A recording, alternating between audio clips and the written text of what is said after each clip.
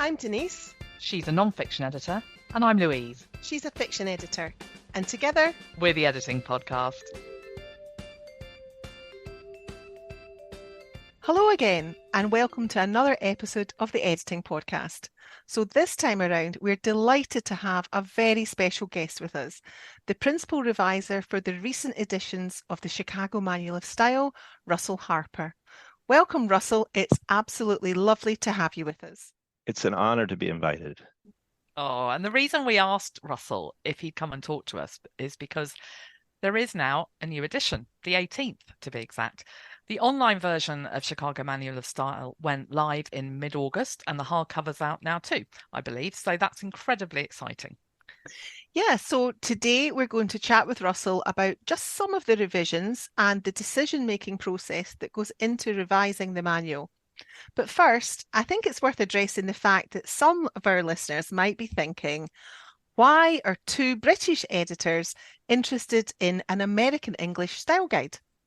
Yeah, so Russell, it would be great to hear your take on the international appeal of the manual, because it's not just American editors and writers who use it, is it? No, not at all. I mean, we know that people from Canada, the United Kingdom, Australia, India, other places use our guide. The basic principles, after all, are universal, from the meaning behind quotation marks and italics to how commas work. The differences come down to a handful of mostly arbitrary conventions. Is single versus double quotation marks, periods and commas relative to those same marks, do they go inside or outside the closing mark? N dashes versus M dashes with or without spaces. And do you put a period after an abbreviation like ST for saint, which I guess in British English would be considered a contraction. There'd be no period, but gets a period in American English. And which words get capitalized and so on. It's also the vocabulary of these things. What are these called? Are they called round brackets or parentheses? Full stops or full points versus periods? And we do acknowledge some of these differences in CMOS because, again, we're aware of our international audience. And then, of course, there's the Oxford comma, which has been Chicago style. Yeah. We sometimes call it the Chicago style, but only amongst ourselves.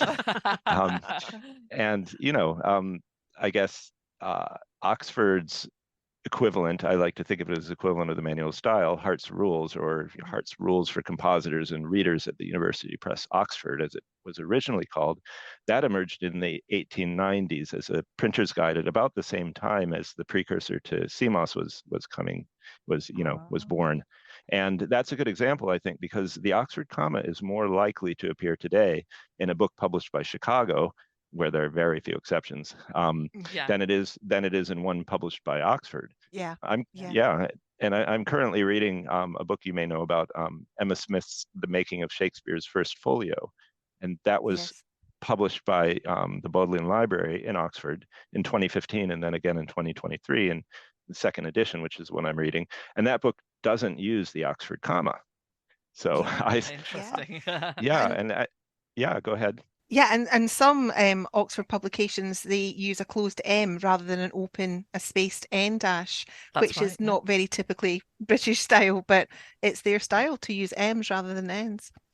Yeah, and I mean, if you go back to the early Hart's, guides, it was the long M dash. That's a very 19th and 18th century thing to do. So I think British style, in fact, the way I see it, is tended to move away from the typesetting practices of the 1800s, whereas Chicago style, and by extension US and North American style, has remained closer to those conventions. So with double quotation marks and the dashes especially. But then there's spelling, right? And that's the one that really counts. And my favorite example of that, I think, is British linguist David Crystal's excellent 2015 book on punctuation, called Making a Point, the persnickety story of English punctuation, which seems to have been published for an American audience as is, with British spelling and punctuation, because all his points about points still make sense on the page, except for that title. You probably hear persnickety and and think, well, that's strange. But Yeah. pernickety was changed to persnickety for the U.S. market. But that's what dictionaries are for. And for CMOS, our primary audience is in North America, so we rely on Merriam-Webster for spelling. And of course, Merriam-Webster records pernickety as chiefly British. And the OED, on the other hand, records persnickety as North American colloquial. Yeah. So, Yeah. And yeah. that's just So, the sort of thing we get pernickety over, isn't it? Or yes, persnickety. Or persnickety. Yeah. yes. Well, good point, I could say. So, yeah. But yeah, it's fun because I don't know. I don't know if I would be qualified to edit uh, British English on some level, just because it's not what I grew up with. But all the other stuff that's in CMOS, which includes the detailed anatomy of the parts of a book, how to edit and proofread, when to use commas and semicolons, how to handle when to use them, how to handle quotations and source citations, and what to do with special characters, how to create an index, and so on. That stuff is mostly universal. So, it's Definitely. publishing stuff. There's so much in the manual that applies to English language publications in general. So even if, for example, italics aren't used for people's names anymore, as they were in Shakespeare's first folio and right down through Henry Fielding's History of Tom Jones in 1749, original publication, the concept of italics is the same. It sets words off from the surrounding text for one reason or another. Yeah. So, The principle's still there, isn't it? yeah. Even if it's how people are applying the principle is different. I Right. mean, Yeah.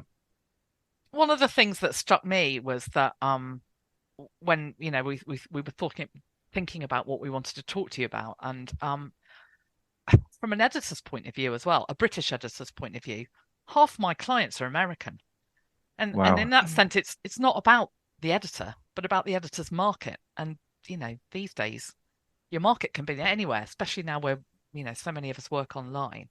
And I love the fact that CMOS has got such comprehensive guidance, and I always think you can adapt it. You take what you want if you're working in with a different style, and you just ignore the stuff you don't want. And so if I see a recommendation in the manual for dash style, then I can just ignore that. But what I really love, Russell, is the humble and flexible and respectful acknowledgement of other style preferences and Englishes. CMOS always says, like, this is the way we prefer, but there are other ways of doing it. Yeah, I mean, we try to do that because partly a knowledge of that there are different conventions, I think, is helpful for understanding the conventions that you're using as you're applying them. Yeah. And I think one of the ways that certainly the British editors or the European editors that we're often in contact with will often comment that CMOS is far more extensive than the Oxford Style Manual Newhart's rules. Oh, gosh, yeah. And therefore it's a great source of additional information when Hart's or the Oxford Style Manual is silent on something or just doesn't address it at all. There's, if you just look at the hardback copies of each of them, there's a world of difference. So there's one you just, can hold a door open with, and the others you can't. Yeah. Well, the Oxford Style Manual's pretty chunky now, but that's not just Newhart's rules. That's got the Oxford Dictionary for writers and editors in it. So it's actually two books in one, isn't it? But yeah, it's good. It's a good reminder for British editors, UK editors, that it's a useful source for them, even if you don't ever work in American English, or other Englishes. That there's a lot there that you can refer to and learn from. Yeah, that universalism. Yeah. Yeah, I definitely go to other style guides, and whether they're British English or just another American style guide, just to kind of think about, well, why does that rule exist and what does it mean? It's very helpful. Yeah. And just to go back to that flexibility that you mentioned, Louise, and it's one of the things that you and I both love. And I'm going to give you a wee quote now, because in the preface of this 18th edition, I think there's a lovely quote from the first edition, which was in 1906, I think. And it reads this: Rules and regulations such as these, in the nature of the case, cannot be endowed with the fixity of rock-ribbed law. They are meant for the average case and must be applied with a certain degree of elasticity. Elasticity. And I really like that because I think sometimes editors get really like not just wedded but welded to a style guide sometimes and can't always accept that there can be any deviation from it. And I think that's a really good reminder. Yeah, it becomes something that doesn't, I always think a good manual, a good reference manual empowers you. It shouldn't restrict you. It should help you think bigger. I love it too. Russell, can you talk a little bit about that ethos of flexibility and willingness to embrace new recommendations? Because I can imagine that a lot of people have opinions, but there's very likely rarely consensus. Yeah, that's true. But that back to the line from the preface, which was in the first edition, and I think pretty much almost every edition that followed. And we've now made it the epigraph to the preface for the 18th edition. That it applies to every rule, established or new. And so if Chicago style is to use a regular M dash with no space before and after, for a dash as sentence punctuation, well, okay, but CMOS itself breaks that rule when discussing the use of the dash when it acknowledges, as we've been discussing, and takes a moment to demonstrate British practice, which is space and space. And the one thing that hasn't changed in that original idea, well, is the idea of flexibility, but that concept of flexibility and adaptability applies equally to the rules that have stood unchanged since the beginning. So our readers who are editors, they tend to want, believe it or not, firm rules from us. We get that feedback a lot with little or no room for exceptions so that they can make quick decisions, like what is the rule? Just tell us, okay? And we interpret that as meaning, okay, we need to be very clear about our recommendations, both old and new, and why we're making them. So the rules themselves will almost always bend and sometimes break when they're put to the test in real world documents. But in the end, it's not Chicago, but rather the author, preferably in consultation with an editor who has the final say. And I think that's kind of what gets lost sometimes, is that behind all of this, there's also the author. So, which the goal of editing is to bring the author's voice to the page in a way that is as transparent as possible. I think that's a really good reminder that we're there to serve the author and the reader, and our decisions need to bear that in mind. Yes, and the reader. So the editor is like this silent, facilitator, not anything else really. Yeah.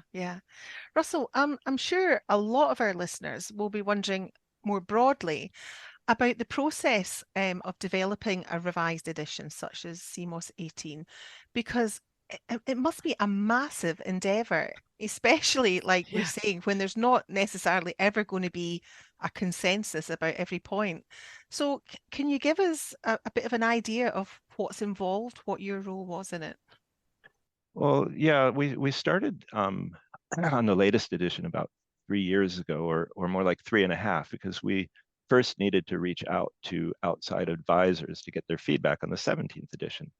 That's how we started. And meanwhile, the University of Chicago Press itself is the laboratory, I like to think of it, for each new edition. We're one of the few presses that still has an in-house manuscript editorial team. And for CMOS, we depend on every department at the press to contribute its expertise, from legal to design and production, marketing, acquisitions, copy editing, and IT. So first we wrote a detailed proposal that outlined every change that we wanted to see in every section of the manual. Then we solicited comments on that from inside and outside the press. In the end, the acknowledgements for CMOS 18, I think, list about 50 people by name. Wow. Right, right. Yeah, and then we took the 17th edition in the form of a big Word document styled to sync up to an XML template, and we began to revise it according to the feedback in the outline. And so from there, successive drafts went through round after round of review and refinement. So we kind of lived in the comments pane for a couple of years, and where there was no clear consensus, as with longer prepositions and titles, do you capitalize them or not, or whether to include an initial "the" in the name of a newspaper. We kept going back to the team until we had a decision, and we didn't stop tinkering until about I don't know, 3 or 4 months before the book was printed. And during that time, we were producing the new version of CMOS Online, which also went through several rounds of review and many refinements. And as I guess as principal reviser, I had the pleasure of seeing all of this. It's interesting what you say about tinkering with it right up to, because I can imagine, because there are so many people involved and because there are so many decisions that could go one way or another, that it is tempting to sort of flip-flop on things sometimes and just fiddle with things, and there has to come a point where you say, no, no, this is it. Enough. Enough already. Yeah, at some point, we being the smaller group of us at the press, when it was time to wrap it up, would say, okay, this is what we're going to do. So let's make our recommendation as clear as possible, and hopefully people understand precisely what the rule is and why we're doing it. Yeah, I think that's key, isn't it? It's about explaining clearly so that even if people don't agree with it, they can understand what it is and why you've made that decision.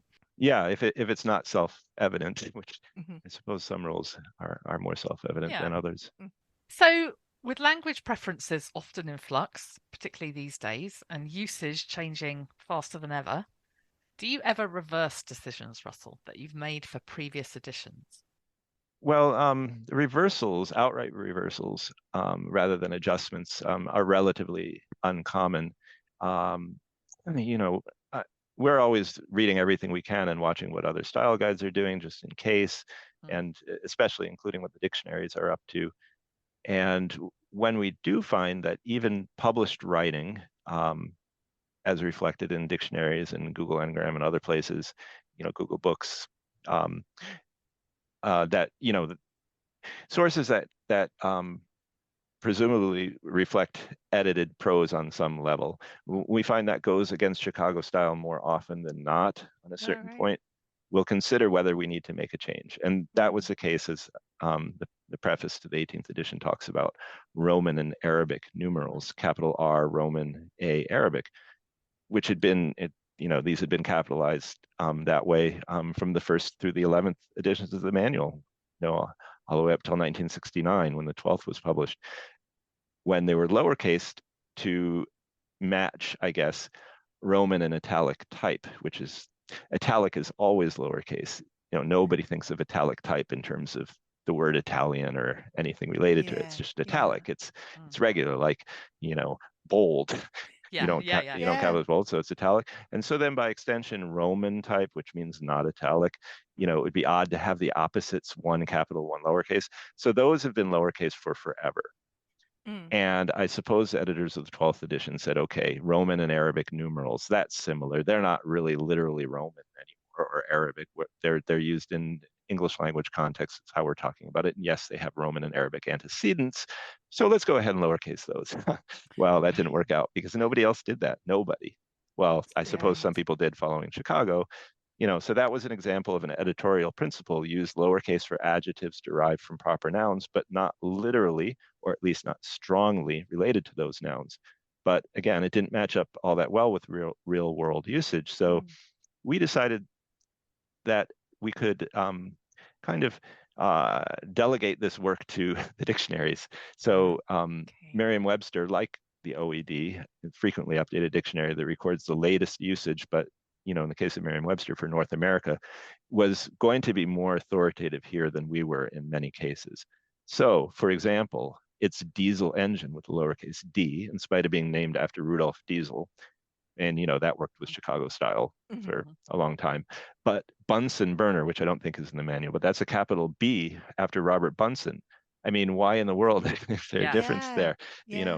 But if you go and look these things up, that's how you'll find it. And Swiss cheese with a capital S, it's everybody capitalizes it. Chicago decided, no, that's not really Swiss unless it's Swiss, but it's a style of cheese at this point. And it's also often metaphorical, something that's got a lot of holes in it.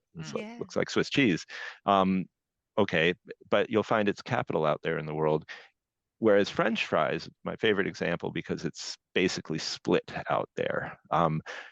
Merriam-Webster says its first entry is with its main entry is with lowercase f, and it's often capitalized. But those variations, they all have, well, most of them will have some basis in logic.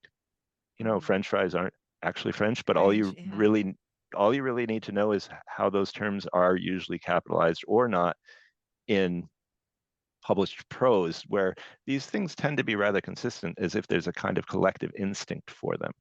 And, for what it's worth, both the OED and Merriam-Webster agree on diesel and Bunsen and Swiss, but not on the first F in French fry. The OED capitalizes it, I think. Yeah, I looked that up the other day. And incidentally labels the term originally North American, not French. Right. Yeah.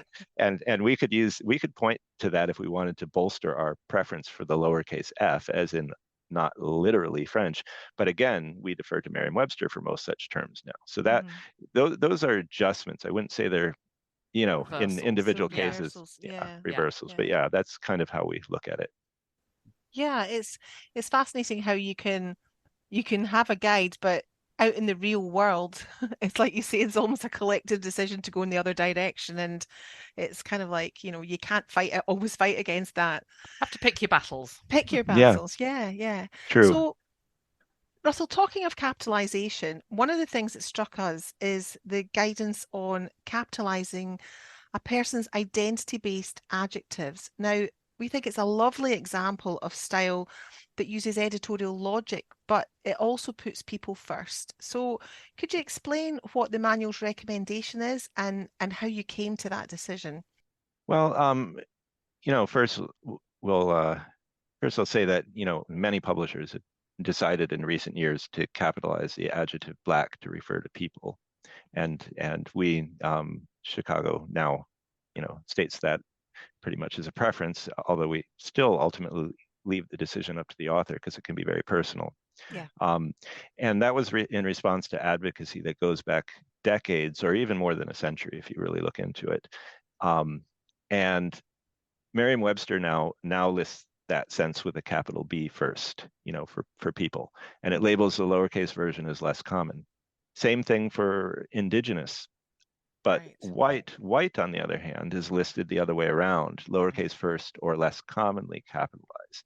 And this is a, kind of demonstration that Merriam-Webster is recording usage rather than dictating how things must be done based on a principle. But, we understand in this case that an author's clear preference, again, since it's a matter of identity, should prevail if possible. And I noticed, for example, that Karen Yin, author of the Conscious Style Guide website and an advisor to the 18th edition of CMOS, chose to capitalize both black and white in the book that grew out of her website. It's also called the Conscious Style Guide, published this year by Little Brown. In other words, she chose to put editorial logic first and treat those terms the same. I think AP has, still uses more of a cultural rationale and capitalizes black but not white. But whatever your decision, that initial cap is significant. It takes an ordinary, generically descriptive adjective and gives it another dimension, makes it proper, just like words for nationality or religion, like Canadian or Jewish. And I think this is a case of language changing for the better because it's acquiring a layer of meaning that wasn't always there before. Yeah. And I mean, I love that because there is because it is that sense of embodying the emotional intelligence in play, or the emotional thinking behind the impact of language. It's not just about words, but it's the impact of those words. But Definitely. the flexibility as well. We've talked to, as we've been talking, we've used the word rule, but actually these feel more like supporting recommendations with logic behind them and thought and an appreciation of different people's needs. You've taken the same approach with singular they in that sense, haven't you? Good grief. I remember the outcry when APA took a line on this. So can you talk about that? Because again, you've approached it from the perspective of usage and grammar, but also identity. Am I right in thinking that?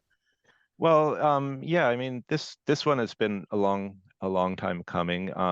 I've mentioned elsewhere that the 14th edition, published in 1993, included a footnote recommending a quote unquote revival of singular they, citing its use by Shakespeare and Austen, among others. And the 17th edition did cover singular they for a specific person who uses they, them pronouns, but it didn't quite endorse singular, endorse the generic use that would apply to anyone, at least not in formal prose.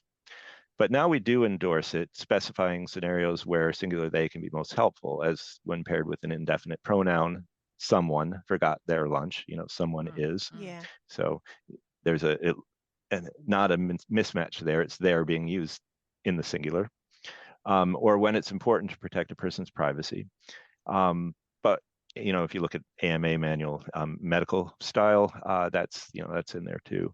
But we still offer strategies for writing around singular they, because they isn't quite as flexible as you, the pronoun you, which everyone understands is referring to one person or more than one, entirely depending on context. And the pronoun you has the advantage of, by design, or the way it works, who's being addressed. Right. Whereas with they, the referent, who you're referring to, isn't necessarily clear.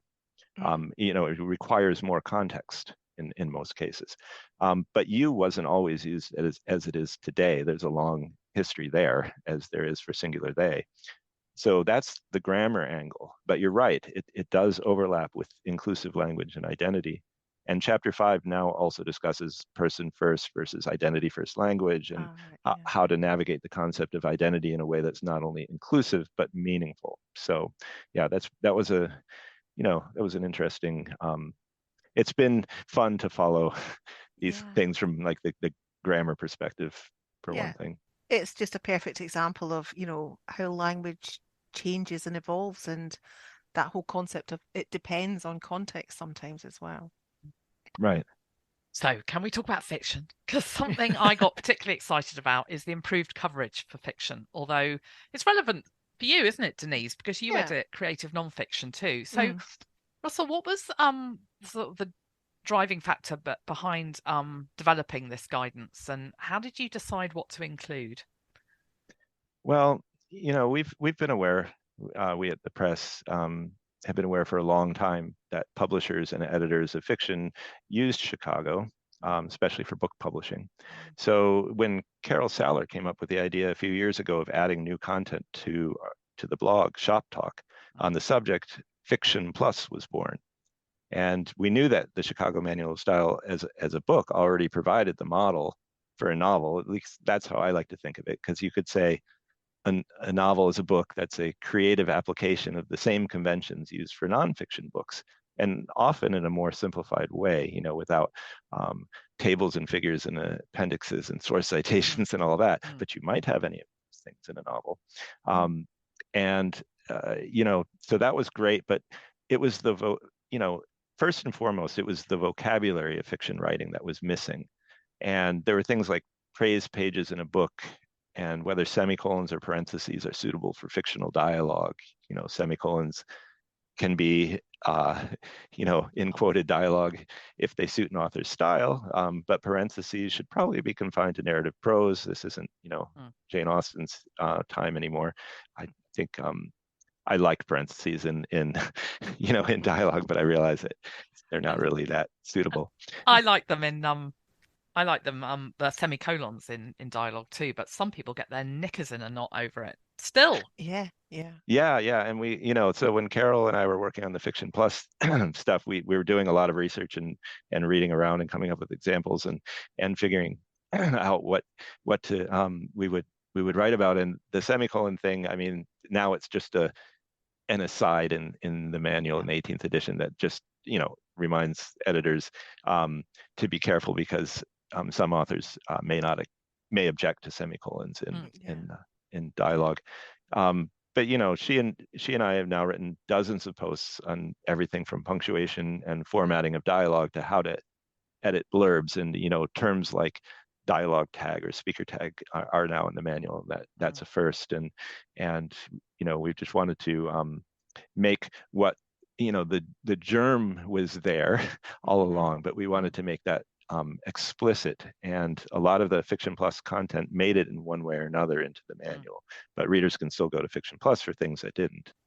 It's great to have it all in one place, though. I mean, if from a point of view of an editor who, yes, it's great to have lots of different ways to access advice, but sometimes, you just want to you want to know that there's you want to be efficient in your work, and so knowing that things like that are available in one space along with all the other stuff that we use and that we've valued for years is brilliant.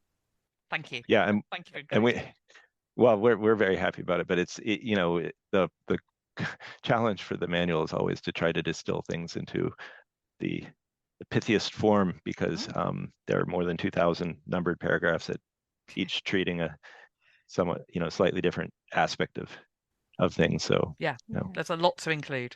Yes. And actually, just on a side note there, for listeners, Carol is also a friend of the podcast. She came on and talked to us a couple of years back, and much as we tried I listened to that. Did you listen to it? Yes. Much as we tried to be pithy, we ended up having to split our conversation into 3 episodes because we talked so much about stuff. I think it was we started on blogging, but we went all over the place. And I remember that. It was a lovely chat. It was really nice chat. Really it really was. Yeah. So can we move on and talk about something that seems to be on every editor's list at the moment to talk about, and that's AI. It's just such a huge topic at the moment in the editorial community. So we'd love to know how it impacted on the work of your team, if at all. Well, you're right. I mean, everybody's been talking about AI, at least since ChatGPT came out in the fall of 2022. But no one, I think, really knows quite where it's headed, especially, in publishing, among other fields. But I can say that we didn't use AI to produce anything in the new edition, but we did want to show how to cite text and images generated by AI. That's the basic level. And in chapter 4 on rights and permissions, we added some caveats relative to authors and AI, and those were added by William Strong, who is the an intellectual property expert attorney who has been working on several. I think his work on the manual goes back to the early 80s. So he's got an enormous amount of expertise and perspective on all of this. So we do have a little bit there, because authors should be aware of what what they're getting into. And but if you think about it, CMOS itself, it doesn't cover how to use Microsoft Word or Google Docs, and it doesn't discuss Adobe InDesign and the menu items in there and all the options for fonts and everything else. Those tools are essential to writing, editing, and publishing. We're using them every day, but CMOS isn't a software manual. Instead, we might turn to Shop Talk to discuss things like software and AI, and so we know. We knew we weren't going to talk about the we weren't going to include examples of how to use AI, really, because it's too software dependent. But if it can't yet be trusted, to do all your work for you, all your writing and editing, we know it has its uses. So we're paying attention to it, but it's too early to put almost anything into the manual. Yeah. I do like, I'm sure you know about Draftsmith. Yeah. The Daniel Human. yeah, from the word add-in from intelligent editing, like, perfected. And Draftsmith is a good example of I think the promise and limitations of AI. Most writers need help untangling or making sense of their own words from time to time. The sentences you get stuck on, it's not connecting. It's not what you want. And because Draftsmith works on individual sentences and only when you need help, rather than simply spitting out a bunch of content that you would then need, I think, to double check, fact check, copy edit from scratch, because you don't know what you're getting. And that's why AI doesn't necessarily save time. I think something like Draftsmith at this point is about the best use of AI in writing and editing that I've seen so far. Oh, right. Interesting. That's really interesting. We're going to is. talk to Daniel at some point about that. So it's good to have your perspective on that. Yeah, and you mentioned citations there, Russell. I just want to say a big thank you on behalf of many academic editors that we know no longer require publisher location. I think that's one of the things that we got most excited about, is that we can drop the location requirement, which often takes up an inordinate amount of time. Double check. And space too. I mean, the citation, any citation that can have the same value. In other words, absolutely identify the source. There's no question of what you're citing, but save several words also. Yeah. Make it even pithier. I think it's great. Eventually, I'm hoping. I don't know, that there would be canned citations, a long and a short version for every citation for every book and other object out there, and you would simply need to find that, and it would put Wouldn't it that into be your nice? work. Yeah, Be lovely. but removing place of publication, I think it was a good step. A good step, definitely. Yeah. Russell, it's been an absolute pleasure to have the opportunity to get a glimpse under the skin of CMOS and the work you and your team do to ensure it stays relevant. Thank you so much for chatting to us. Really. Well, thanks so much for having me on, Louise and Denise. This has been a great pleasure for me, and an honor too. We've thoroughly enjoyed it. Thank you very much, Russell. So if you're not already using the Chicago Manual of Style and want to find out more about how it can improve your editing or writing practice, head over to chicagomanualofstyle.org. Yeah, I mean, speaking as a fiction editor here, I can't recommend it highly enough. So that's it from us. Thank you once again for listening. We hope you enjoyed this episode. Now, if you'd like to help support the Editing Podcast, we've got a couple of options for you. The first is that you can tip us with a one-off donation of your choosing. Or you can join our Patreon community. All our patrons get exclusive access to a huge batch of transcripts. And both the links are in the show notes. In the meantime, she's been Louise. And he's been Russell, and she's been Denise. Join us again soon. Bye. Bye.